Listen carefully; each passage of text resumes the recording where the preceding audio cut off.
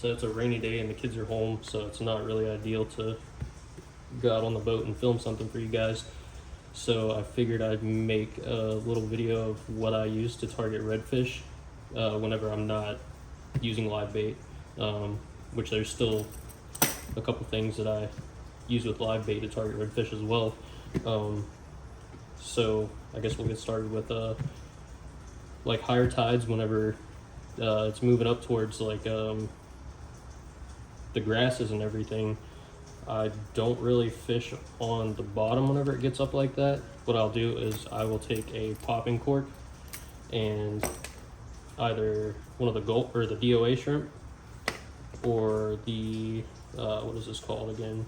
The voodoo shrimp.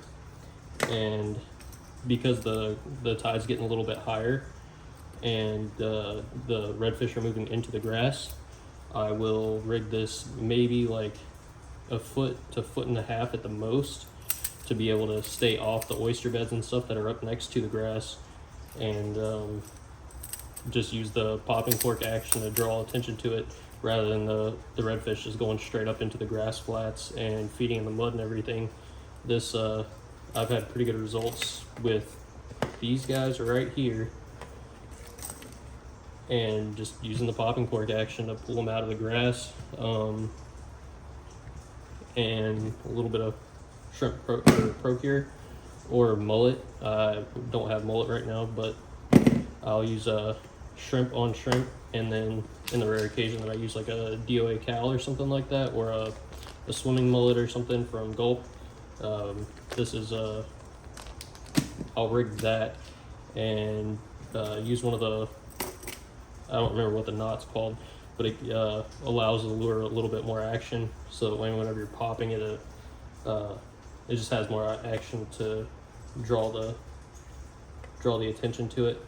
And then another reason why I like the voodoo shrimp over the DOA shrimp is it's got this little bit of this little bead inside that gives it some noise. So that tends to help with the reaction bite on top of this, creating the noise that it does. So I guess whenever I'm fishing like a deeper hole or something like that, and I know there's redfish there, maybe that it's, I don't know, colder outside or something, and the fish aren't as actively feeding, I like to use something with more action, specifically like curly-tailed jigs, or the swimming mullet. These are exaggerated, but I typically do fish these because I believe that, you know, bigger bait, bigger fish. So I'll rig this like whenever it's in the colder months and the fish aren't as actively biting, which this goes for any time of year really, I guess. I will rig this with like a 1/4 ounce or bigger, not really an 1/8 ounce, so that way it has a little bit faster sinking, because I do the twitch pause and kind of like try to drag into the holes around oyster beds or right off the grass flats, to where I use them to target the places where I know there's deeper holes, but I can get more action out of these tails, or out of the curly tail baits, than I can, say, a DOA cal, whenever I'm not giving the lure as much action as I would with this, where it's kind of a steady retrieve with the twitch pause as well.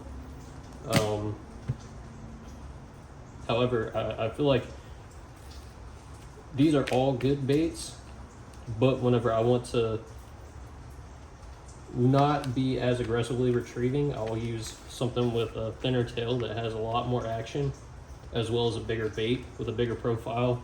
I fish Northeast Florida, so the waters are pretty dark inshore. So bigger profile, darker bait, white bait or darker bait, I find the fish tend to target them a little bit more. I don't know why, if they can see that better or what the case is, but those produce the best results for me. Now, whenever I am, say, I don't know, 3-4 feet of water depth, and I'm casting up towards grasses, oyster beds, whatever, and I'm planning on doing basically a steady retrieve, and the fish are tart or kind of honed in on that, I will throw DOA cows or paddle tails or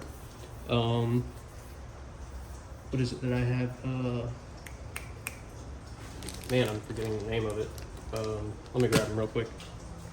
My Z-Man diesel minnow, particularly New Penny, or the electric chicken, I think it's called. It's like the pink and yellow colors that I'll throw in this, and they produce pretty good results as well.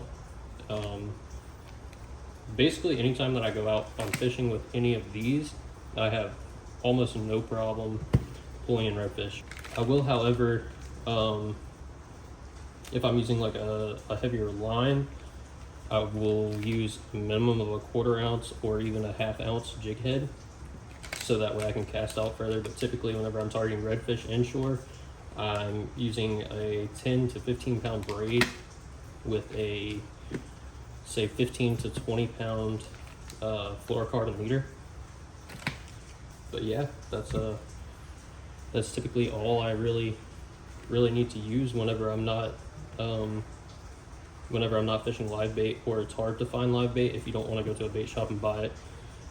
But shrimp procure, very helpful. But any of these, literally less than $100. If you already have your rod and reel and stuff and you're new to fishing or whatever, then you'd be able to catch redfish all day long.